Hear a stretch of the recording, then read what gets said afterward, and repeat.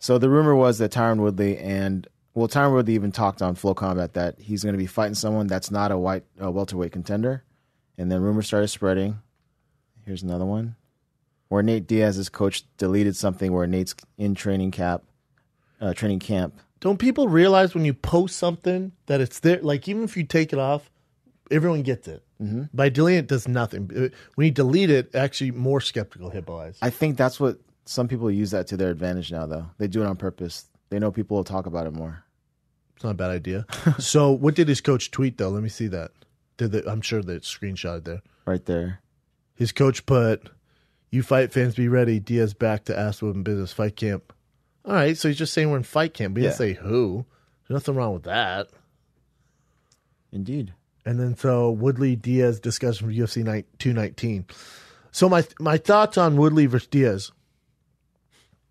Will I watch it? Hell yeah. That's a fun fight. I actually think that's a pretty tough matchup for Woodley, to be honest. Really? I do. Wow. I think that's a tough fight for Woodley. I think cardio could be a big deal, especially as you get in the later rounds. You know, Diaz, one of those guys you got to kind of kill. Diaz is the better boxer. Woodley's obviously the power puncher, but, you know, wrestling here is going to be kind of obviously not the X factor, but a huge advantage for Woodley. But taking Nate Diaz down ain't no walk in the park as far as once you get down there. Diaz is dangerous off his back. He's a lot longer than Woodley. So I think this poses a lot more threat to Woodley than his last foes. You know, Thompson he's a hard puzzle to solve, but you know what kind of puzzle you're dealing with. Damian Maia, again, hard puzzle to solve, but we know what kind of puzzle you're dealing with. Nate Diaz, on the feet he can box, on the ground he can submit you. His wrestling's not good, but those two areas that you're dealing with, he's better on the ground than Woodley. He's better on the feet than Woodley. But Woodley has more knockout power, so he could end the fight. And then cardio, Nate Diaz has crazy cardio. Right. So it's a tough matchup. Does it make sense? Nope. Not in the least bit. Mm-hmm. But we're not living in that world anymore. We're not in the world where one fights two and two fights three. You know, we're not. Rankings really don't matter. They might be good for the fans to look and go, oh, he's ranked 3. That's cool, man. He's deserved it. But you know, you guys know this. Anyone who's an educated MMA fan, rankings really don't mean anything. 7 can fight 1, 10 could fight 3. It's just now about ratings and what is hot at the time and what makes sense at the time. So, you know, Nate Diaz versus Woodley for a title shot. You know, Nate Diaz lost his last fight at 70. It makes no sense in the world if we're going through. As a purist, if you're going through, you're like, well, how do you even get to that? But then when you step back and look, oh, that'd be a huge fight, though. That's a huge fight. Will everyone watch it? Will I watch it? Hell yeah. Mm-hmm. Am I a fan of the fight? Hell yeah. Does it make sense? No. Is he going to make money? Hell yes. I think it's good for Woodley. Yeah, right. I think it's really good for Woodley. It is a super fight. Nate Diaz is the biggest name. Diaz is a much bigger name than Woodley. Diaz is by far the biggest name at welterweight. That's why he's getting this title shot. By far the biggest name. I can't even think another guy even close to him. He's a fan favorite. So that adds up, man. And there's a good possibility Diaz could win that fight. If he has the proper training camp, if he's not hurt like he was in his last fight against Conor, you know, if everything goes according to plan and Diaz wants to win this fight, Woodley's going to have his hands full. More full than he's had in a long time.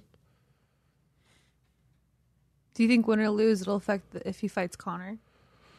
That Conor, who, Woodley or Diaz? No, Diaz. That Diaz-Conor fight's never going to go anywhere. That's always there whenever they want to pull that trigger. Everyone will always watch that. No matter if Conor loses his next 2, if Nate were to lose this fight, if Nate were to get knocked out in 10 seconds, that Conor-Nate Diaz trilogy fight is always there, and everyone knows that. And we're always going to buy it. Now, if Nate Diaz were to beat Woodley and beat Champ, that trilogy fight between Conor and Nate just got a whole lot bigger. So it's a win-win for the UFC. You know, and for Woodley, for him to get a super fight and get eyeballs on him for Nate Diaz is good. So it's a win-win all the way around. That's why you get this fight.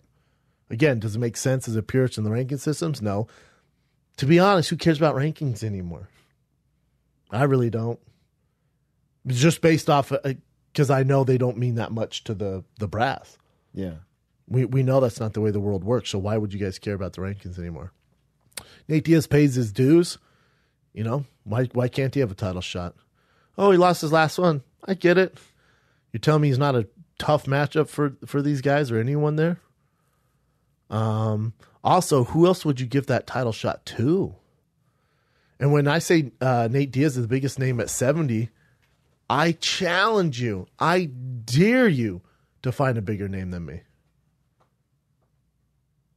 When I say bigger name than Nate Diaz. Yeah.